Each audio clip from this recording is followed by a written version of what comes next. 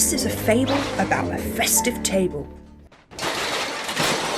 A morning feast fit for a beast. We never see who hash out of the can, so this is a game of guess who hash if you can. Get ready.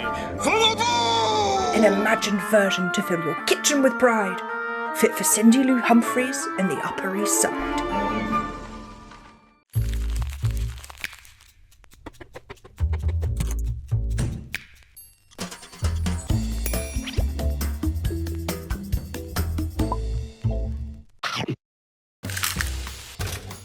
In this series, we're celebrating the most important meal of the day. Breakfast, anyone? Morning morsels to munch along with your favourite characters. How do you like your eggs? It's time to serve the Breakfast Club. He slunk to the icebox. Slunk? He eyed the Who's feast. He took the Who pudding. He took the roast beast. Hark!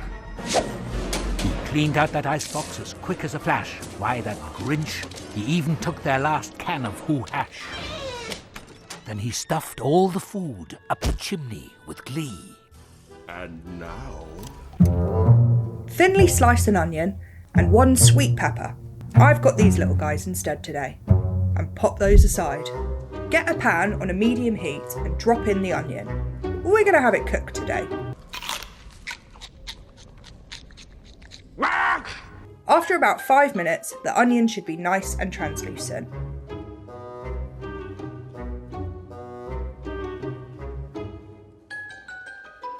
Go in with the sliced pepper. This is going to need a good 10 minutes to start to caramelise and become gooey, sweet and delicious. I like it. If it starts to catch, go in with a little splash of water. Just a splash will do, we don't want to boil our onion. That's a good one. This works much better than adding additional oil. It stops it from catching without making it greasy. Adding water quickly reduces the temperature of the pan and forces it to steam a little instead of frying. So it will continue to cook, but not colour. After about 10 minutes, the peppers and onions should be softened and lightly caramelised. Add in a couple of handfuls of spinach. This just needs a couple of minutes to wilt down.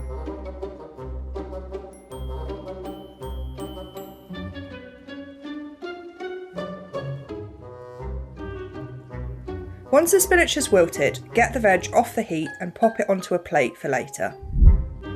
The base of any hash is diced potato and roast beast. Dice the potato into cubes. We want them about 1.5 centimetres big. I'm doing enough for 2 people here. 2 medium potatoes or 3 smaller ones will do nicely.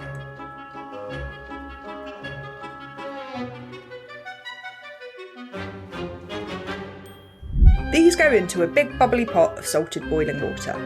It will only need 3 minutes as they'll finish off cooking in the frying pan. We're just getting them off to a good start. Oh, all right. After 3 minutes, drain the potatoes and leave them in a colander to steam away whilst you get on with your other duties. Then for the chorizo. About 1/3 of a ring is good for 2, but measure with your heart. A Who-sized heart, that is. We wouldn't want our chorizo to be 2 sizes too small. Yes! Down a size and a half! Make sure to remove the casing and then slice into circles about 5 mil thick. What are you laughing at? Get the pan back on the heat, and once it's nice and toasty, add the chorizo. We're going chorizo first because we want the oils to release so that we get that pungent orange paprika-y oil out so that it can nicely coat everything else.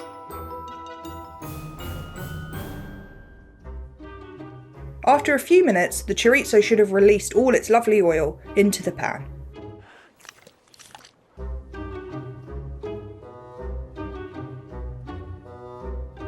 Once it's done its magic, get it out for now, and use a slotted spoon to remove the chorizo so that the oil is left behind. That's our flavour.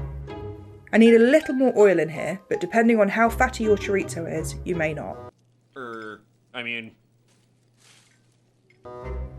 Then the potato cubes. Don't move them around too much. We want them to develop a crust and we want gorgeous golden crispy potatoes.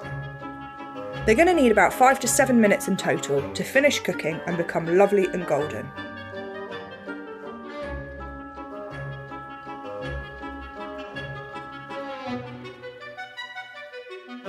Once you're happy, add the chorizo and the veg back into the pan.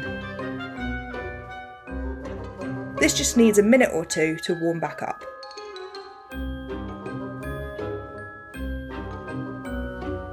Do a quick taste test, adjust your seasoning, and then it's ready to plate up.